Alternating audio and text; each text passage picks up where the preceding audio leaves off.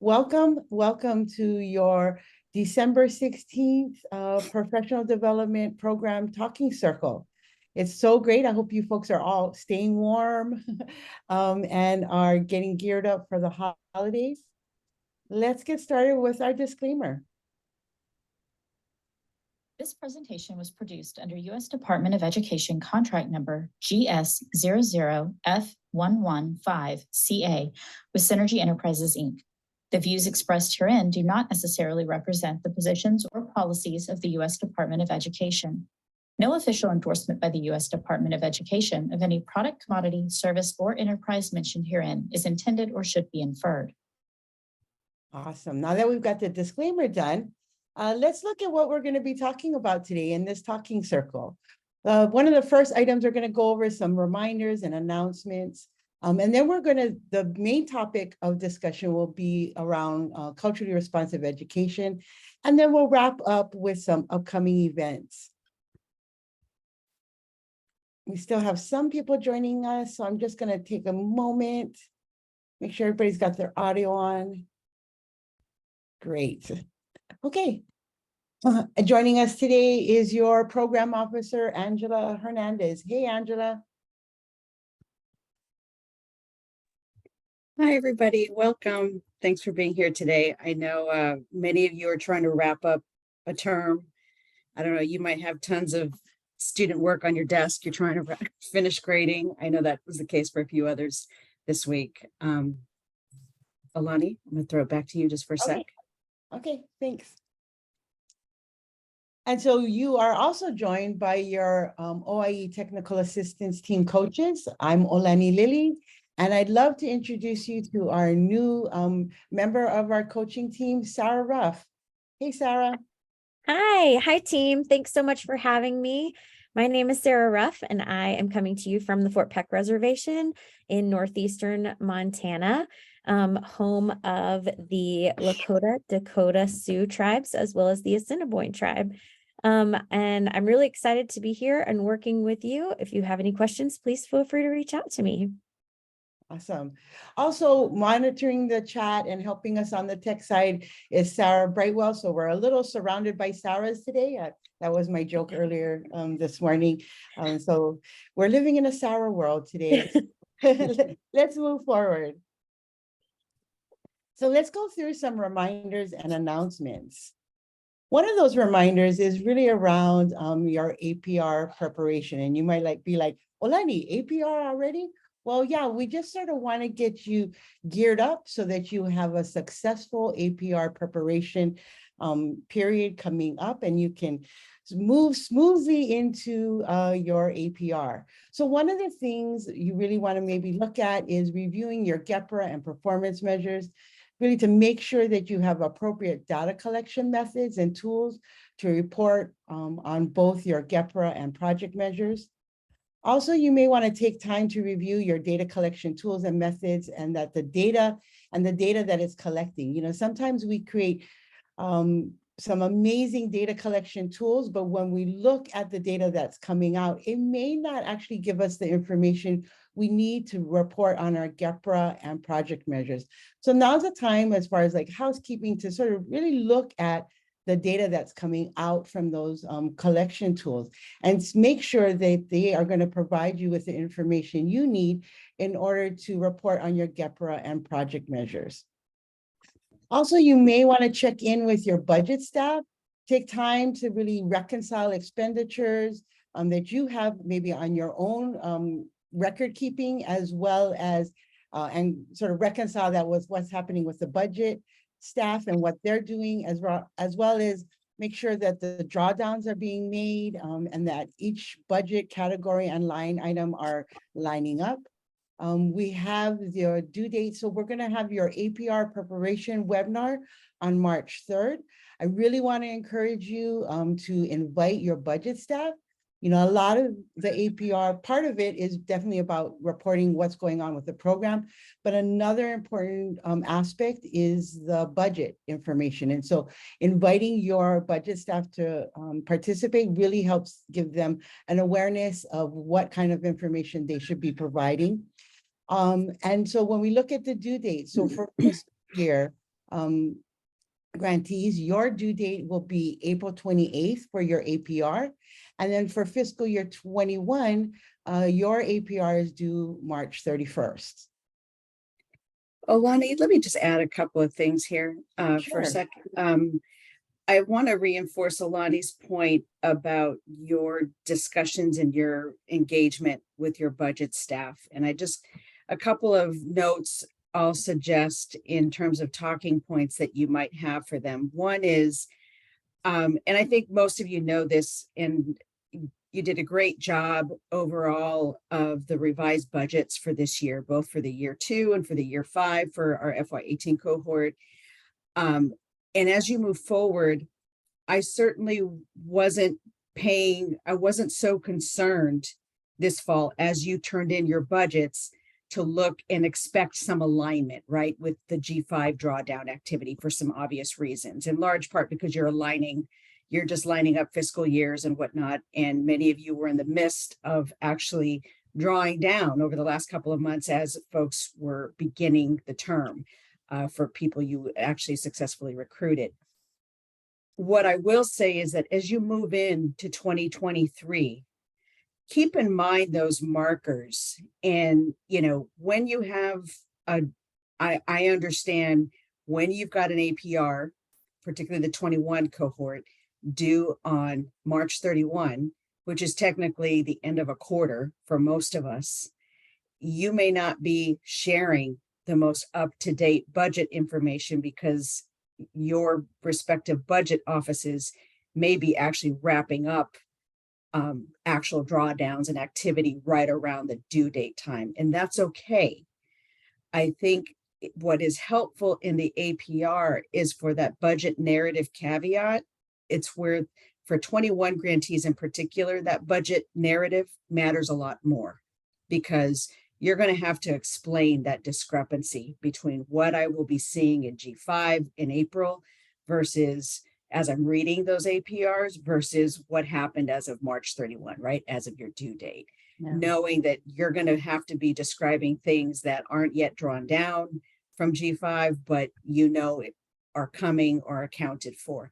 That's really critical. So it didn't matter so much now. Like I said, I wasn't looking to alignment when you did your budget revisions, but I will be looking at that window and at that picture for reconciliation. And we'll talk about this again and again and when we go through APR guidance and whatnot, but that's really, really important. The other piece I want to drive home is somebody in our monthly office hours that we hold with all programs. Somebody asked a really good point during that conversation yesterday about final performance reports. And so just a quick plug to the FY18 cohort, again, in your APRs, you may be signaling whether or not you want to request a no cost extension period if you'll go beyond September 30 for that cohort, and that's fine. But just know, and I'm going to ask you to do that in your narrative, but even so, the official ask request is something that will still come through in the summer when you really have a better handle and understanding of really what that carryover looks like. And you'll have a much more concrete, I'm sure, plan for what you would expect to do in a no cost extension period if in fact you're asking for it. Okay. And Great. if you choose not to have a no cost extension period, one more reminder and a note for newer folks that a final performance report would not be due until 120 days after the last day of your project period. So you're really talking January 2024 for FY18 as far as a final performance report. So we'll be talking about that. You'll get a lot of notifications, but just giving you a little heads up now. Thank you, Alani. Thank you. Okay. And so another reminder we wanted to go over is related to credit on materials. And so if you are utilizing your grant funds to maybe create a book or a report or a film or maybe research or report, and you're utilizing again your funding from this grant, you want to make sure that you are attributing the funding and your OIE really on that report or that material or book. And so right there at the top of the first bullet, you can see the language that should be used in your attribution. And so really it's the contents of this, and you would put what type of publication it was, or there was a book, a report, or maybe even a film. And then you see were developed under the grant from the US Department of Education.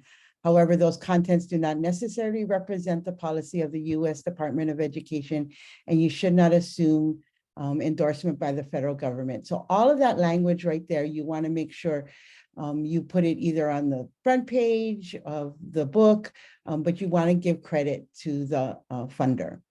Also, when you may want to use the department's official seal on the material that you produce. And so you want to make sure that you have approval from that.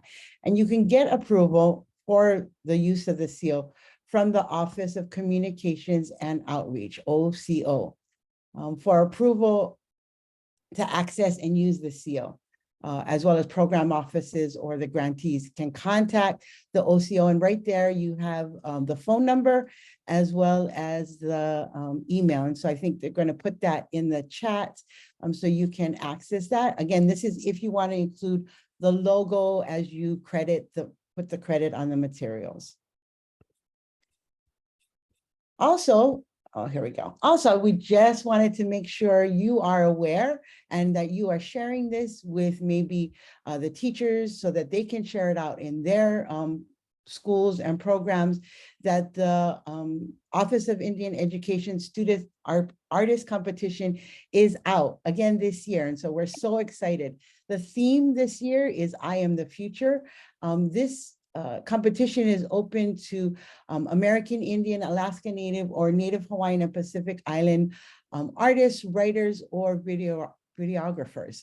And so you want to make sure that you're getting this out. You can see the grade levels and the different types of categories that students can participate in.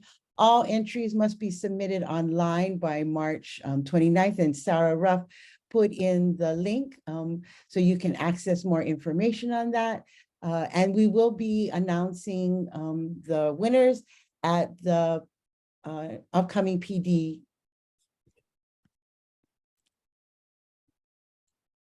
which leads us to the upcoming PD meeting coming up on June 6th through the 8th. And so you want to make sure you are marking that in your calendar. Again, project directors are required to attend, but you can also invite up to 3 members of your team. And so we really want to encourage you to get maybe some of your program people involved in this, maybe even a partner, a critical and strategic partner that you think might benefit in this program. And as we prepare for this, and we're in the planning mode now, and we'll be really gearing up planning and putting this all together for you in come January, we wanted to take a moment to sort of get your thoughts around this and see if there are areas of interest that you want us to maybe highlight or present in this upcoming project directors meeting. And so I have 3 questions that I'd love to ask you and get your feedback on. And you can go ahead and put this, your responses in the chat. We're going to be copying the chat and saving it and utilizing this information again to plan for the project directors meeting. So really the first question is, what topics would you like to see included in the PD meeting? Again, you can go ahead and throw that in the chat. We'd love to see your thoughts about that.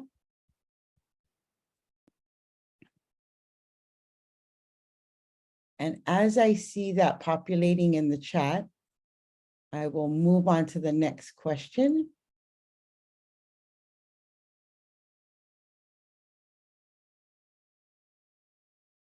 So in last year's PD, we had a lot of interest around data sharing agreements. We had a lot of interest around STEM and STEAM. And so those are some of the topics we incorporated. Also, again, language and native language instruction and its various methods was also a high area of interest. So we included that. I see What kinds of support do programs provide for induction support for new administrators? That's awesome. So again, just go ahead and take a minute, think about what kind of topics you'd like to see in the PD meeting. And I will move on to the next question. Maybe you are doing a program or process that you would like to share with your fellow directors. If you could go ahead in the chat and put like, I'd like to share that we are doing, again, this particular strategy that's working as it relates to teacher induction. Maybe there's a partnership process that you've developed with the schools that your teachers are working in. Maybe you want to share that. You could go ahead and throw that in the chat. That'd be really helpful. If you remember last year, we did have a part of the time dedicated to grantees sharing their best practices with each other, sort of like mini talking circles and networking time. And so again, that would be an opportunity for you to be able to share maybe something that you are doing that you think would benefit your fellow grantees. And not just in the PD meeting, because to tell you the truth, across all of the grantee programs, there is the issue of getting trained teachers and making sure that they are well equipped and feel supported. And so a lot of programs would benefit from the knowledge and your experience from your programs. And so we'd love for you to throw any ideas that you'd love to share. And then the third question, is there a speaker or organization or a fellow grantee that you would like to hear and learn from? And so this really relates again to some of the networking opportunities that we will be providing in this year's PD, but also it may be a keynote speaker. Like, have you heard or read a book from an author that you think maybe we should reach out to as a keynote speaker? Have you gone to maybe another conference or a training where you've heard a speaker that you think would really resonate with the OIE grant programs across the board? Please go ahead and provide that information in the chat as well. Now, these are 3 questions that we don't just have to get your response today. If you come up, between now and let's say February, you come up against maybe somebody who you think is an inspirational speaker or some program that you think, again, would really benefit OIE grantees across the board. Let us know. Email the OIE TA team and let us know, because we really want to make this PD meeting appropriate and relevant to the areas of interest that you have. So it's not just today. So I really want to encourage you to think about it. And then we'll be coming back to it again, and always open to your suggestions as we go through the planning. I see Valerie said, how do programs and teachers develop curriculum that support Indigenous sovereignty? That's a great topic. Awesome. So let's move on. So today, our main topic of discussion is around culturally responsive education. And before we get into the meat of everything, we wanted to throw out a poll asking your thoughts as it relates to culturally responsive education. And what does that term mean to you? And so we're going to be popping up a poll here. You can take a short answer and you can just sort of throw in some words that come to mind as it relates to culturally responsive education. And as you folks are doing that, I see some messages popping up. Yes, our APR guidance generally asks that you are reporting budget from, yes, okay, that got, Angela answered Allison's question. You can see that there in the chat. Also, Renuka, can one of our trained teachers share a lesson in Lakota? Yes, so it would be great. We'll talk about that. And so we'll circle back to that idea. Okay, so let's see if we can, excuse me, see some of the results of the poll. Again, what comes to mind as you think about culturally responsive education, and what does that mean to you? Yeah, and we still have a few folks typing their answers in. Okay. If you want to give them like one more minute for the fast fingers. Sure can, sure can.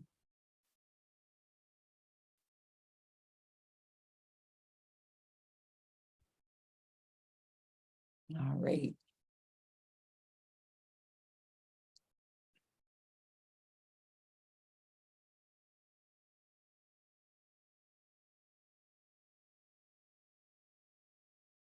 Thank you again for participating in the poll.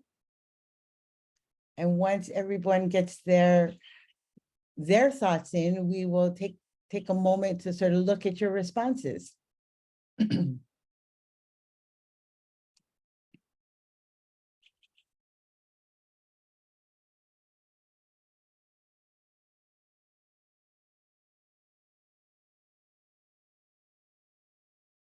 Okay.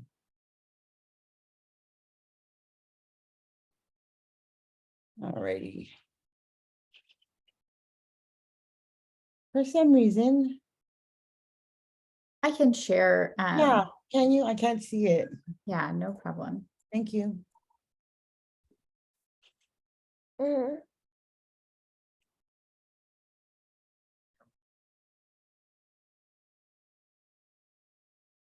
you able to see those responses, Alani? Yes, yeah, I Perfect. can. Thank you.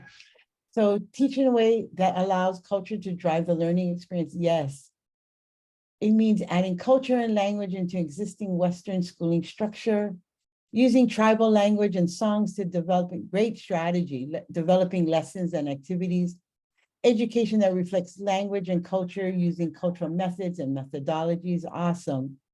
Rounding curricular goals, topics, and materials based on community that's being served. Yes, yes. True understanding of history and impact today. Community-driven and holistic that includes various subjects within a teaching. Knowing it is lifelong and it is a model first before verbalized.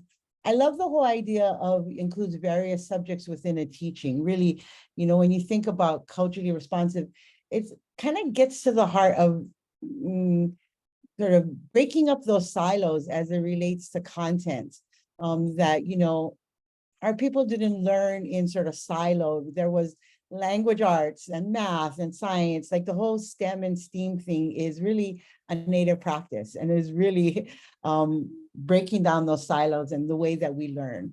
Awesome, and it's definitely community driven. The use of cultural curriculum in a correct and respectful manner. Yes, most definitely.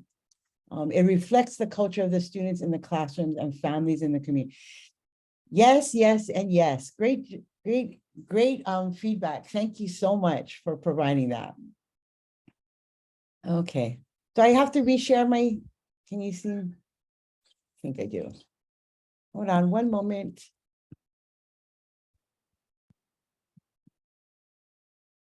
Sorry. My screen went away.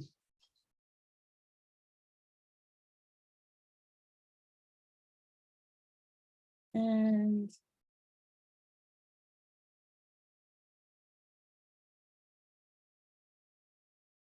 okay. Can you folks see that? Looks good. Okay, awesome. So again, when we look at, there's a lot of talk around culturally relevant pedagogy as well as culturally responsive teaching. And so with all your feedback, we see that that feedback really falls and really describes what these two definitions are talking about. And so really culturally relevant pedagogy is a pedagogy of opposition specifically committed to collective, not merely individual empowerment. And so, you know, a lot of the terms you folks were using in that poll were around community, around family, around the history of a people and the values and the practices of people, really around the collective, not just the individual, as well as culturally responsive teaching is using cultural characteristics, experiences, and perspectives of ethnically diverse students as conduits for teaching them more effectively. And so all of your feedback really hit those points.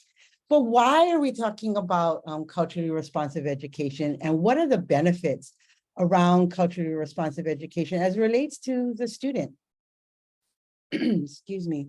And so one of the things is what they found in research is that culturally responsive education really facilitates brain processing. And what sort of sums it up is that through the way that students are learning at their home and, you know, prior to actually coming to a formal school, there's already sort of these neural tracks that are being developed. And so utilizing cultural knowledge, practices, and values helps to connect those neural connections stronger and more in depth to what they're already learning and the ways in which they're already learning. And it really helps to facilitate brain processing.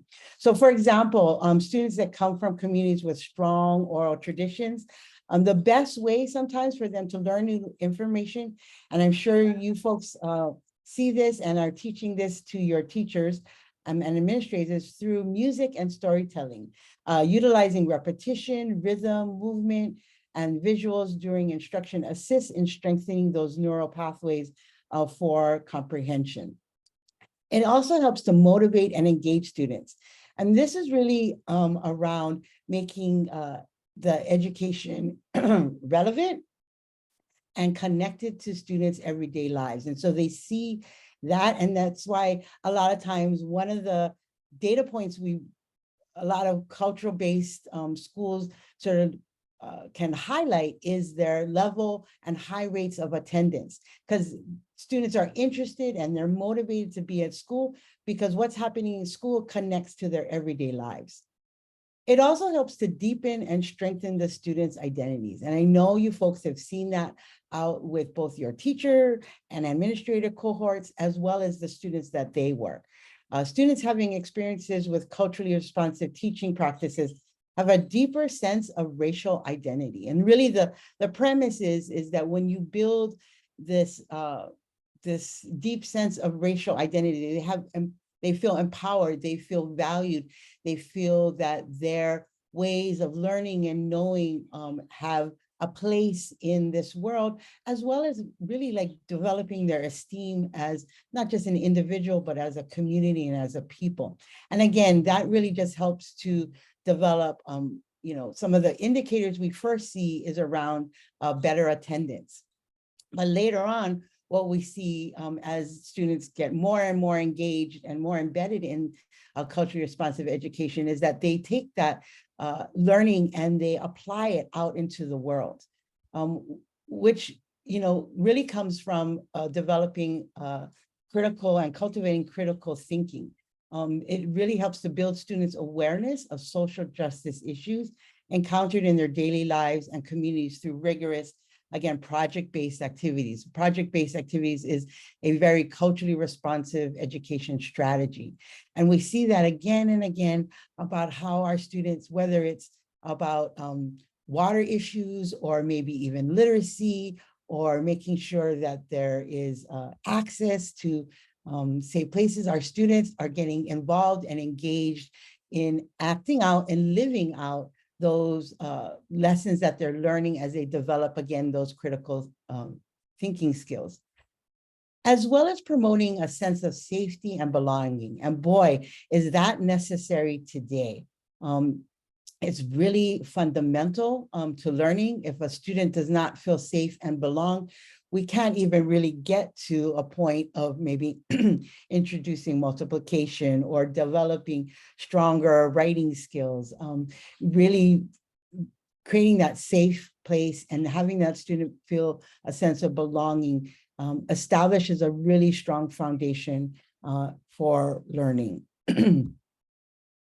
So what are some of the culturally responsive teaching, I guess, elements?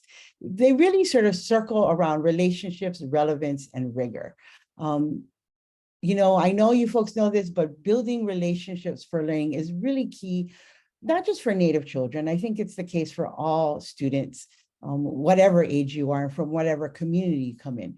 For students, again, to feel safe and that they belong is really critical. And a teacher does that, or an administrator does that by building relationships with the students. Also, to hold, show, and live high expectations for everyone. There's a lot of work in classrooms going around high learning expectations. But really what we see, particularly with Native students, and not just Native students, any students, is that the teacher and the environment holds students to those expectations, but we also, as adults in that learning community, also hold ourselves to those those high expectations. And we show those high expectations in the life that we're living and the way we're modeling it in the classroom. Also to live cultural competence. And so there's one way to study cultural competence, but also to be engaged in the community and the cultural activities, developing your language skills, taking up a cultural practice for yourself allows you to not just teach cultural competence, but also to live it. And so you're being an exemplar for your students.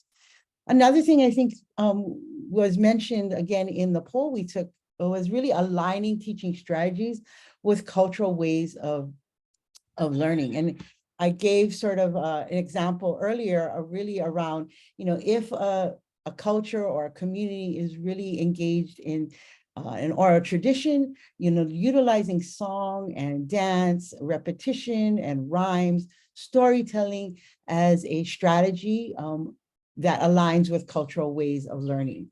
And so I was honored to work in a school where we really took our first piece of literature that we dived into was our ancestral chants. And we taught our students these ancestral chants and used them as ways to sort of deconstruct ancestral scientific observation. But one of the things we also taught, we didn't stop there, was to then for students to learn how to put their own scientific observations back into that form of cultural ways of cultural strategy, which was a chant. So they would be able to then utilize the methods of their ancestors in relaying scientific data down through the generations through the teaching strategy of chant, writing and recitation. Also to develop critical consciousness. So again, we see when you are delving into social justice issues, the history, the language, the need for the language, you sort of run up against creating critical consciousness within your students. And that gets exhibited in students and their families in actively being engaged in language preservation and maintenance, actively being engaged in the continuation of cultural arts and functional arts, as well as practices such as fishing or hunting or maybe dance. Those all sort of lead to the development of critical consciousness within our schools and students, as well as for teachers to desire to make a difference. For teachers to see themselves as an advocate for their students and the cultures in which they come from, and really embrace both the community and culture. By doing that, you really sort of make alive and show students that you value their culture and the communities and families from which they come from. And so those are sort of the broad sort of contextual content I wanted to sort of provide. And I'm going to now turn it over to Sarah. She's going to jump in with a little bit more context, and then we really want to hear from you. Take it away, Sarah. Absolutely. Thank you, Alani. So here we have a graphic that was shared with us from another grantee with the Muskogee Creek Nation. This graphic was designed by Larissa Roberts, and the content was contributed by the Muskogee Creek Teacher Fellowship Cohort. So they created this together, and it really focuses in on those culturally responsive teaching indicators, specifically on the three big bands that Alani was just talking about: rigor, relevance, and relationships. And you can see on the left side, there's a big focus on those three things: the classroom culture and relationships down there at the bottom. We have deep culture at the top right, rigor in the middle with high expectations, which looks like student choice and literacy components and feedback. And then if you look at the graphic on the right, we have what the students are doing, which again involves relationships, rigor, and it's relevant to kids. So there's the relevance piece. They are reflecting, there's self-assessment and formative assessment. There's also student voice and collaboration there. So this is just a great exemplar of a document that these grantees came up with based on the work in their grant. Again, it's one of those things that you can do. And if we go back to the very beginning, make sure that if you are creating any graphics, that you are naming your grant in there. But if we move on to the next slide, once we have an understanding of these things and the examples that Alani gave you, what we want to hear from you are focusing on those 3 R's: relationships, rigor, and relevance. Let's dive a little deeper into those. So when we look at aligning learning to relationship building, we want to ask you, how do you or your program develop a knowledge base that's culturally responsive as it relates to relationships? Or how have your teacher administrator candidates implemented any of these strategies? I'm going to invite you to either come off of mute or go ahead and add something to the chat so that we can get a little discussion going.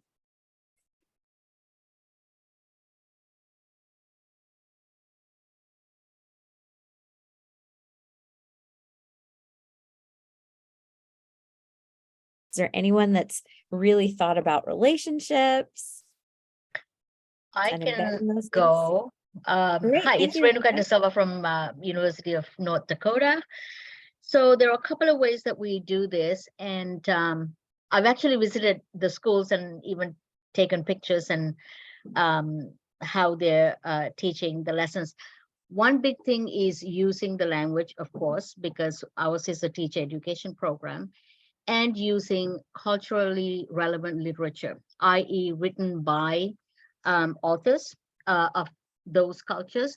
And also the latest project is using healing gardens, using garden-based approach, giving them connection to the land, and that using curricula that is connected and aligned, and then taking the students through. So how do we do it? So throughout the year, they will be bringing the students up to lessons, so that actually in the spring, as soon as, North Dakota is very harsh winter and all of that, as soon as they can start planting, they do. And we had these gorgeous tomatoes, and we opened the garden up with the prayer by an elder, and the students gathered around. I've actually taken some pictures. I'll be putting some a video together to share in the coming months, and learning from the garden and bringing that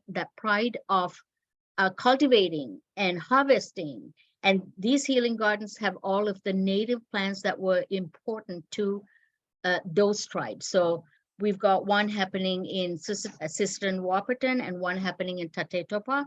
And it's going to be expanded now. Other teachers are bringing culturally relevant artifacts. I'm talking about stones, and the stories around stones. And students are actually going to be in these gardens, and they were learning about those things surrounded by these plants. So that's my grand vision, but it's happening. And also the nicest is that our graduates, who I had a couple of graduates who have gone on to do a master's, but they've come back to work with the children in the garden because they do want to get into teaching afterwards. So this is wonderful and beautiful, that connects other members as well. And they're bringing in their students from the program to work with in these gardens. So it's just a hands-on project that really connects relevancy. Thank you, Renuka, for sharing. Yeah. Oh, yes. Thank you for sharing. Thank you. Just like Donna said in the chat, what a great example. I think the other thing that I really loved about that is that you're not just talking about the relationship between the people, you're talking about the relationship between the people and the land, as well as the relationship between the land, the people, and the community. So I really appreciate your thoughts there. Thanks for sharing. If anyone else has anything to share, Allison, I see your hand up. Yes, I wanted to share, I put the link in the chat. This is the third year that we are doing an equity series, and I've put the link in the chat, and it's called the Rainbow Series this year. And it's about developing relationships specifically. And we have partnered with several different organizations. This is the Humboldt County Office of Education that is helping us make this happen. When we did this in the spring earlier this year, we had a 6-part section of this longer series that was devoted to tribal knowledge and helping teachers understand the curriculum that is out there, and administrators, and how to implement this in their schools, where we introduced local Native American educators as well as guest speakers, and provided them with all of the information on how to bring these guest speakers into the classroom and how to align that with their lesson plans. And that was in this spring. So this is an ongoing process that we're doing, and we're trying to be as inclusive as possible. So if you check out the link, you can see what's going on, and it's an ongoing monthly series. Great. Thank you for sharing that, Allison. Alani, if we can move to the next slide. So let's talk about rigor and identifying rigor in the culture. What does alignment of rigor and culture look like in your project, and how have your teachers or administrators implemented any of these strategies related to rigor? Again, you can go ahead and put something in the chat, or if you'd like to raise your hand or come off of mute, you're more than welcome.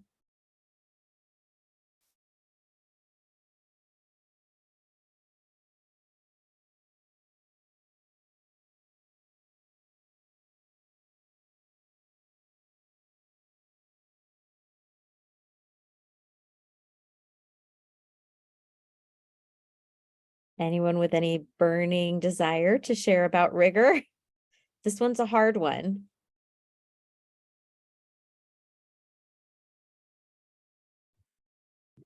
And Sarah, I'd add, even if some of you may not be doing it directly, meaning as part of your project and the service delivery you're offering to participants, I would also be curious to what extent mentors are engaging in these conversations with your new teachers and or administrators.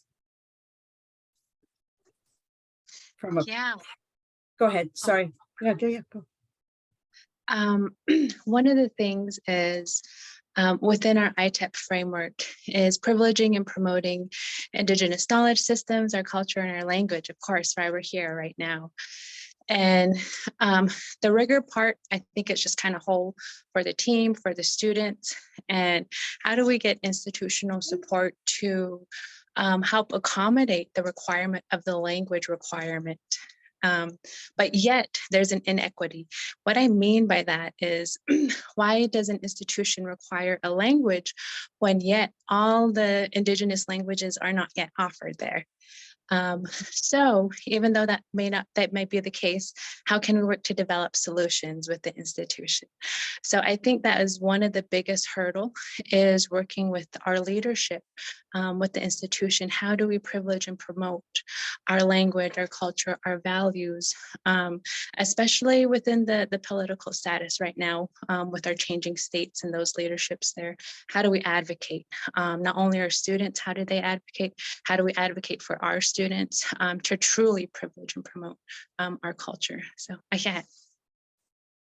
Absolutely. Thank you for sharing. I really appreciate that. And yes, Alani put in there the words that you echoed, which were privilege and promote. And I agree. I will take those 2 words with me because I really like the way that you presented that. Thanks. So let's move into the next section, which is relevancy strategies. So Alani and I, when we discussed working on culturally relevant and responsive education, we thought about some of these relevancy strategies that can help programs to ensure that their learners are engaged in rigorous cultural immersion, what that looks like. And there's several different strategies listed here. And I'm just going to kind of walk through them, and then we'll talk about them a little bit. So We have service learning first, which is an educational approach where the student learns theories in the classroom and at the same time volunteers their time with a particular group related to the learning theories. And then the student engages in reflection to deepen their understanding of what's being taught in the classroom and in their volunteer opportunity. We have transcultural learning, which is where learning occurs when learners bring knowledge from within their own cultures to the process of learning and then develop relationships and interactions across cultures in a real space that's immersed and immediate and emotional. We have project-based learning, which is a teaching method by which students learn by actively engaging in real world and personally meaningful projects. We have place-based learning, which really looks like getting out of the classroom and into the environment where the action is happening, which is what Renuka was talking about. And it gives students the opportunity to connect with all of their senses. And it flips the classroom where the environment becomes the primary classroom and the traditional classroom space becomes a gathering area instead of the only learning environment. And then we have home visits, and home visits are really a way to increase student performance, to jumpstart parent involvement, reduce discipline problems, and increase overall positive attitudes towards school. If they're done correctly, a home visit program can provide teachers and administrators, parents and students a better opportunity for connection, communication, and collaboration. And it really gives anyone who's doing the home visit a really great opportunity to figure out what's going on in the student's world. So if we think about those 5 things, and maybe there's some that were not on this list, but some that you are doing, let's move on to the next slide and let's give some feedback about that. How does your vision for your program align with cultural relevance? Maybe it was the strategies that we put up on the screen, or maybe it was some that you have already working. And how is your program maximizing opportunities for cultural relevance? Again, you can come off of mute, or feel free to put something in the chat.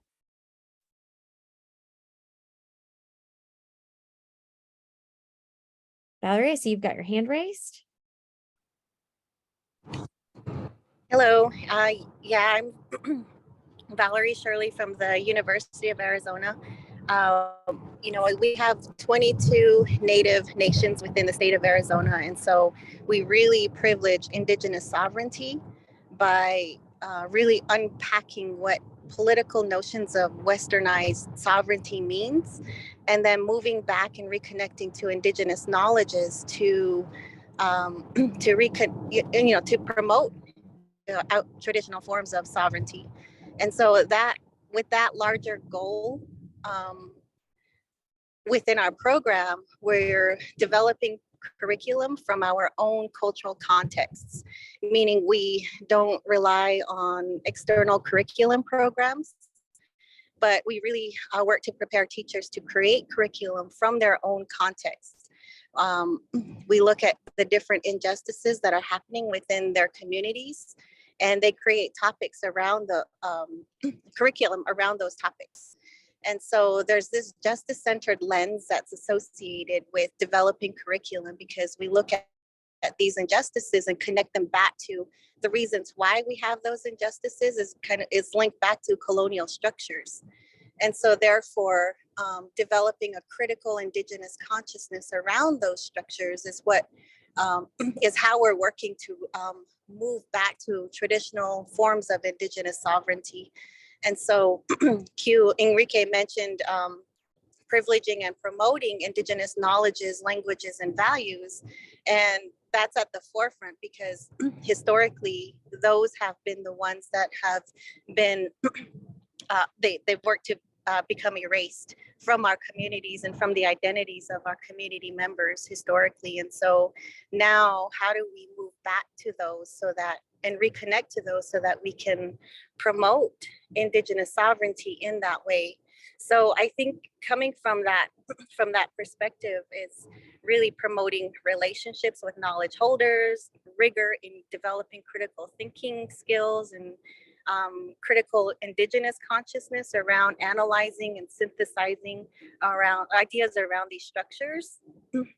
and then the relevance, it's completely relevant to their community. So I think thinking about just that larger goal of privileging and promoting Indigenous sovereignty is what we're working to promote within our program. Thanks. Sorry, I was on mute.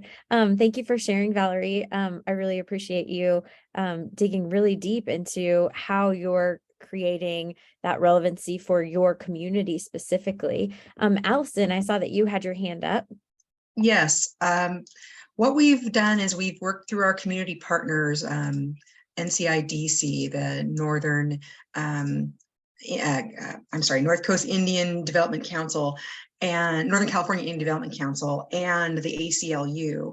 And we had a Indian Education and Justice Summit November the 4th, where we had keynote speakers from different tribes in the area, from the ACLU, and informed educators, administrators, students about the issues with Indian education and justice. And it was an informative, informational learning summit where people got to ask questions and help look at their policies that they were currently implementing and to see if they were appropriate. And so it was a kind of awakening for administrators that didn't realize that some of their school policies were out of date.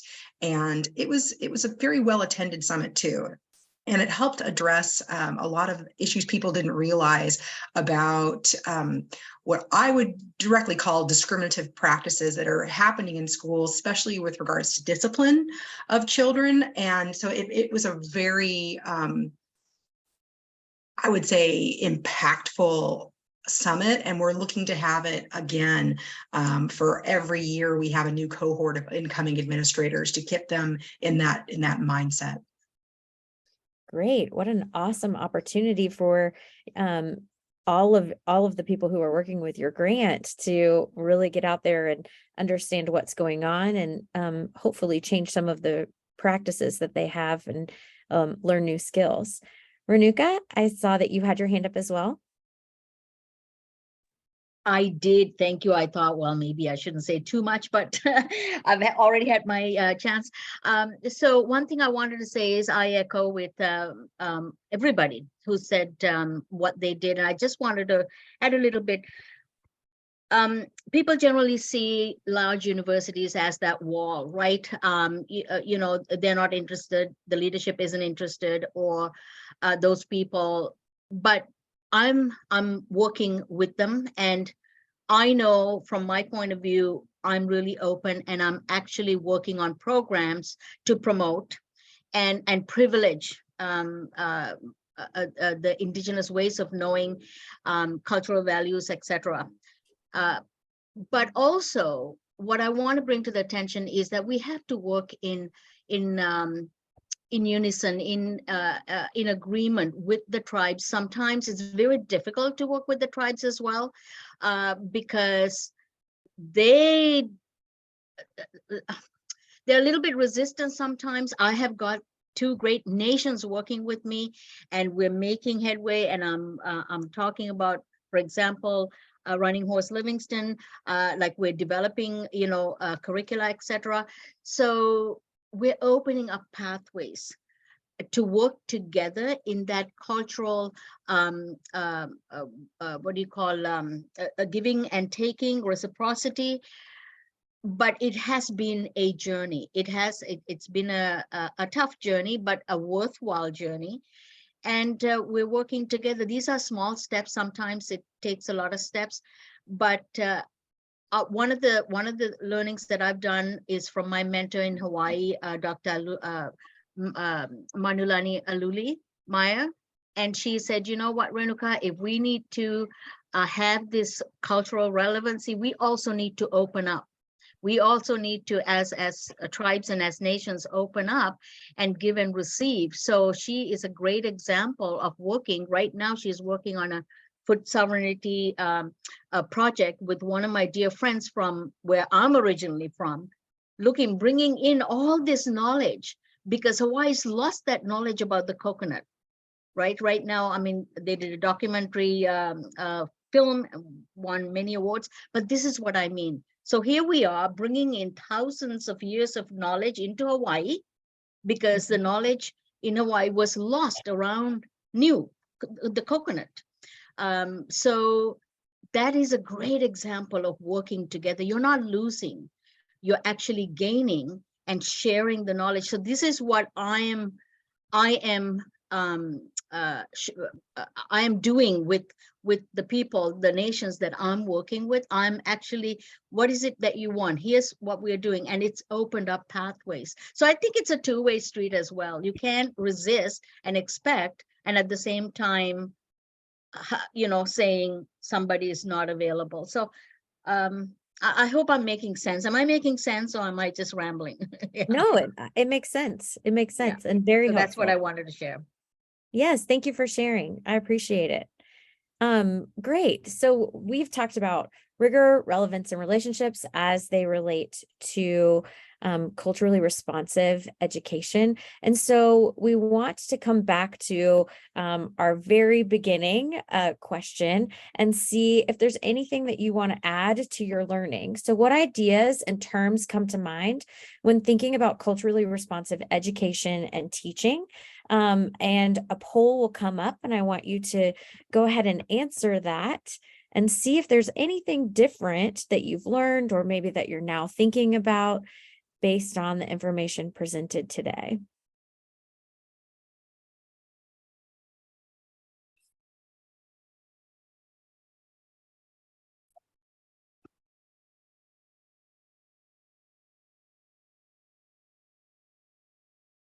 I can see several of you are typing.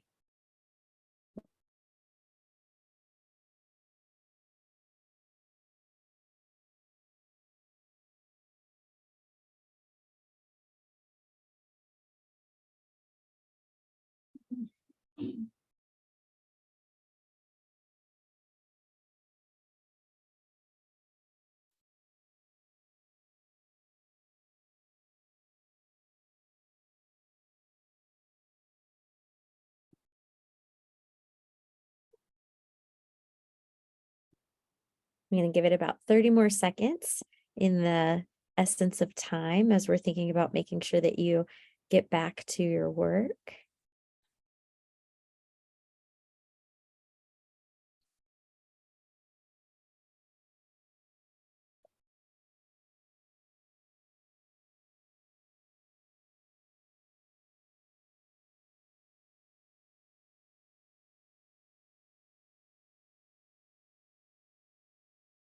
Great. I see a couple more people typing. We'll give them a little bit just to finish up.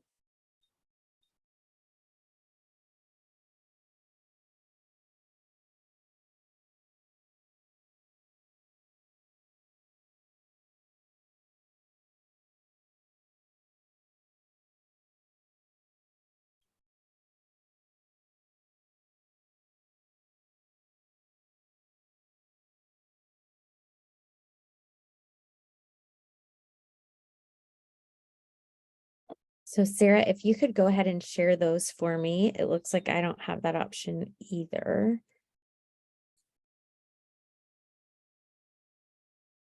Sure, pulling it up for you. Thank you.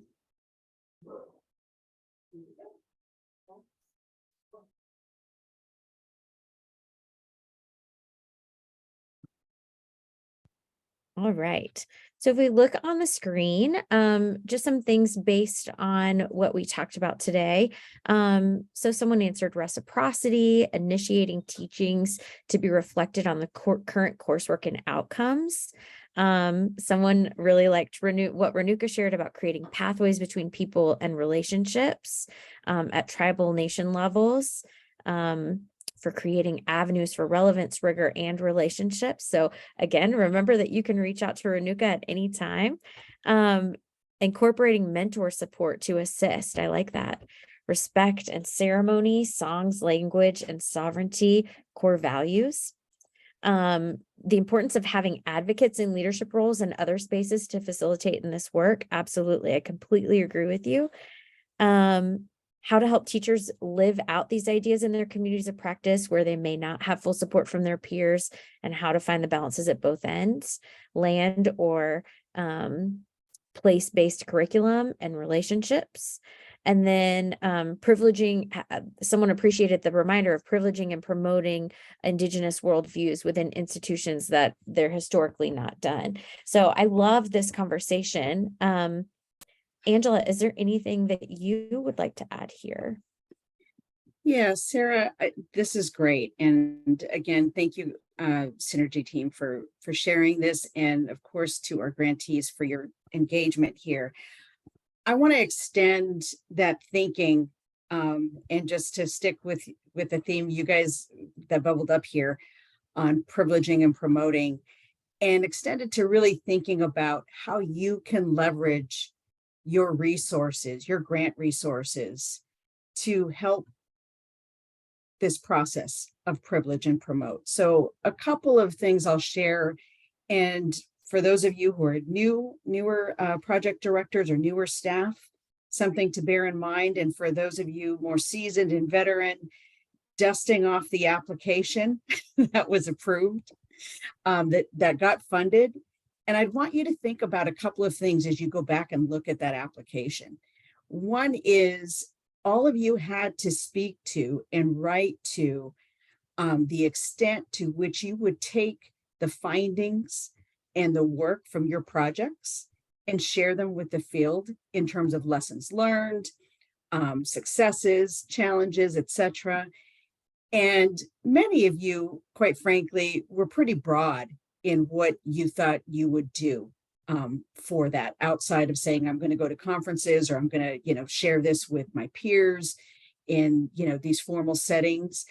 But I think you can also be thinking about, to the extent you have funds set aside for that from your direct cost funds, really be thinking about, not just going to an NIEA or an AERA, where many times, this is, you preaching to the choir, right? People are going to be nodding with you and they know the work, they do the work. It's also thinking about what kind of venues maybe have you not thought about going to and sharing these successes and these challenges. Namely, are there opportunities in your region, in your community, to have stakeholders that you need to engage but haven't had the opportunity, maybe district leaders, state education agency leaders, working. And back to that point, I think it was Renuka who mentioned, that wall, right, between higher ed and the K-12 community. How are ways that you can break that to really help communicate and help to educate, frankly, the people who are going to hire your participants, the people who are going to make the decisions about what curriculum can get taught, and help them to understand the importance and the embedded relevance and rigor of the work that comes with culturally responsive education, and really pushing that envelope. So really thinking about what are ways that you can use those funds to be in front of the right kind of stakeholder.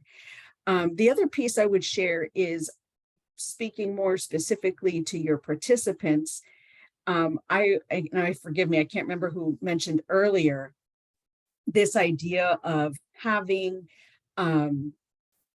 giving opportunity for your trainees and or if they're in induction service, giving people opportunity and teaching them how to develop culturally responsive curriculum. I would really urge you, many of you are looking for ideas around induction services.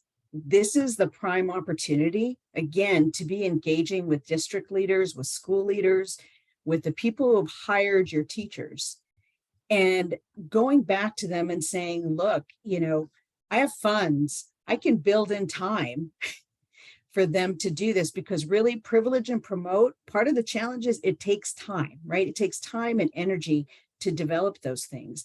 If you are using these funds to subsidize the time that your new teachers need to develop this, whether it's, you call it a workshop over the summer, or whether there is, just scaffolded learning and opportunities for communities of practice to come together and work on these types of activities and curriculum development, that is absolutely allowable, and certainly something, an opportunity for you to bring in the experts, whether they're the mentors, whether they're your, colleagues at your institutions, and really working together with the district.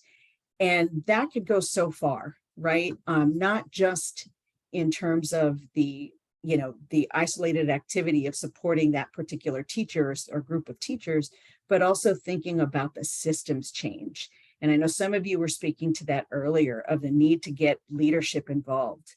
If you can complete activities like this that really are strategic in nature, and after you've carried out the activities, Allison, I saw you post, and thank you, some of these meetings that are happening, going back and sharing these stories and teaching your teachers and new administrators how to keep telling their stories, how to keep the experiences alive, and encourage their use of that to help promote the growth of this kind of work in their communities and their schools. So I welcome others to share maybe opportunities and thoughts and experiences that where you feel you've leveraged or thinking about it, because I think that's really critical to growing your cadre and to institutionalizing in the schools this type of work. Thank you, Angela. And to echo that, this conversation does not have to stop. You can continue adding to your Padlet. If there's anything that comes up, if there's anything that you're like, you know what, I feel like I need a little bit of help in this area. And I remember that Allison or Renuka was talking about some things in our conversation, or maybe you're doing something really great that you want to share with everybody. Your Padlet is a great place to put that. So I want to open up the floor for any questions. Does anyone have any questions for us?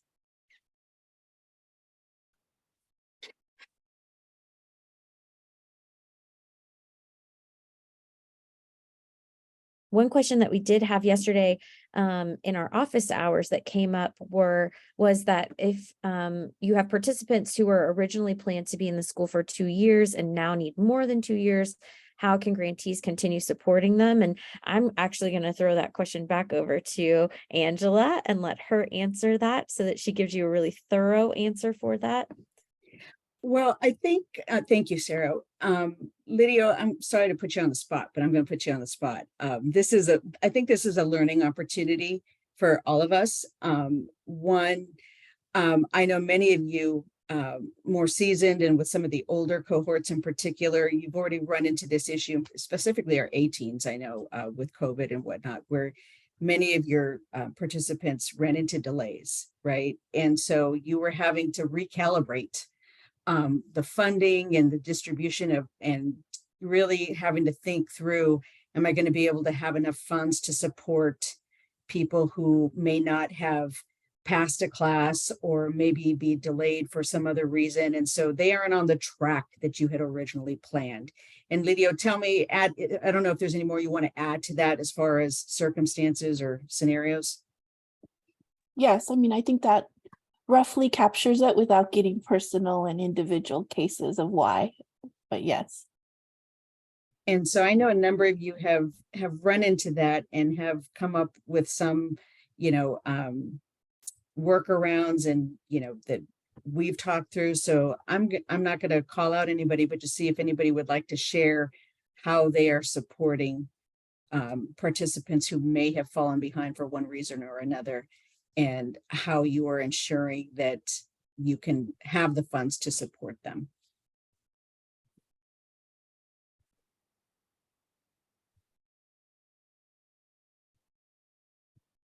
There are no wrong answers.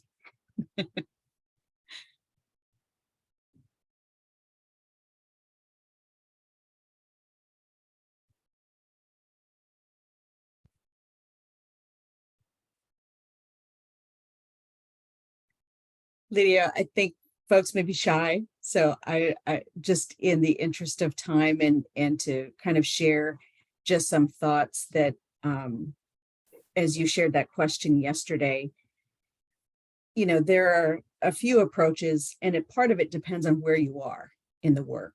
So for those of you that are in FY21 and you're still in the process of recruiting, you don't necessarily want to turn around and give folks, start, you know, one-offing and giving folks extra funding or extra monies if you know you still may want to have recruit more people and you're not sure you'll have enough to go around, right? If you start doing that.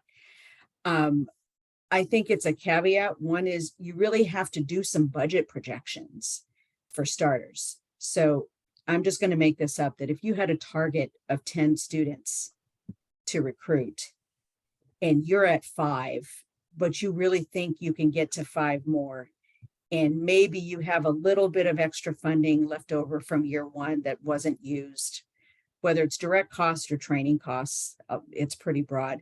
If you decide that, okay, I'm going to go ahead and allow this person who maybe failed a course to retake that course, and we're going to pay for that, and that's going to be okay. It's always okay to say yes to that. I'll never say no to that. The caveat is always, okay, one, I would encourage you, write a policy for your institution, right, for your project that makes clear under what circumstances and what criteria have to be met, and maybe conditions if you put them in place for that person. But also, if you open it up for one person, knowing, and this is where the budget projections come in, knowing that if all the other people also have that issue, that you have the funds to do it for them as well. So it becomes an equity question, right? And just, do I have adequate resources to be able to do this for everybody? Because that's the bigger challenge, especially early on. Once you're later, and when I say later for our, you know, I would say, Lydia, maybe by the end of next year, you know, when you're closer to that year 3 or year 4 point, you pretty much know, I have who I have. I'm not going to do more recruiting. And so, yes, I have this carryover because I got 8 recruits. I didn't get 10. So I am going to talk to Angela about repurposing the funds that would have gone to these 2 additional to support things like higher stipends, or it turns out somebody needs a dependent stipend, or it turns out that they got to take a class, whatever those issues are. Again, and that's where those budget projections again come back in. And that's always the question to ask yourself of first, before even coming to me. If you're going to offer it to one person, you've got to be able to have the funds, or know you have the funds to offer it to all. And maybe if you know you don't have the funds to offer it all, maybe it's a proportion, you know, that's fine. You know, you have a lot of flexibility there about how you parse those funds. You might say, we'll pay for 50% of it. You have to pay for the other 50. That does 2 things. One is you're still showing and demonstrating strong support for the individual, while also requiring their investment, right? And, you know, a shared understanding of their accountability for being able to complete the program. So, you know, you have to work with the folks that you have, and you know them best. So making those decisions, you have a lot of autonomy around it. But, you know, definitely a written policy is always good, just so that, you know, that there's transparency and fairness for all your participants. That's where I would start. Thank you. I don't know if anybody has any other questions or anything more to add to that. But it is challenging. I get it, you know, with the variability of what you may or may not have in terms of funding. Yes, thank you. Thanks, Angela.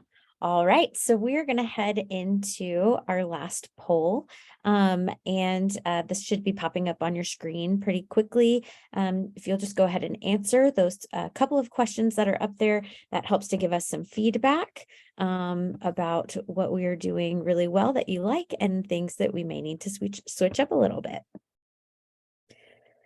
So let's just talk about a couple of things to wrap up. The first is that your January PD program events are as follows. There are 2 PD PDCS trainings coming up. The first, which is a comprehensive data training for PDPDCS, is on Thursday, January 19th, and all grantees are invited to this, but new project directors and any new authorized users are required to attend. The times for your time zones are up on the screen. So I suggest that you mark those down. And then also we have the refresher PDPDCS, which is on Friday, January 20th, and all grantees are invited, but 2018 project directors and experienced users are encouraged to join. Again, if you go to that January 19th training as a new director and you're like, you know what, I need a little bit more help, you can always join us on Friday, the 20th for a little bit more information. Those Zoom invites will be coming very soon, and it's hosted by ANLAR, so you'll see those from them. And then, as always, if you'd like to connect with us, you can contact your TA team with the email on the screen, or if you'd like to schedule a coaching session for one-on-one support in 1-hour sessions, go ahead and click on the Calendly link at the bottom, and that will take you to our calendars, and we will make some time for you. And then lastly, we just want to say thank you. If you have any questions and you need to reach out to anyone, your program specific contact information is to reach out to Angela, and her email is there. Again, we have our OIE assistance team email. The PDPDCS email is listed up there as well, or if you need to call them. We encourage you to follow us on Twitter. And then just a quick reminder, anytime that you are emailing us, if you will be sure to include your PR number, that would be very helpful for us. Thank you, Sarah. And thank you everybody again for engaging in today's conversation, especially to those of you who might just be seeing all white snow outside your windows. I appreciate you taking the time to join us today, and I wish you all a wonderful holiday season. I hope you find some time for rest. I know how hard all of you work every day, so thank you. Safe travels if you're doing that. Stay healthy. Thank you.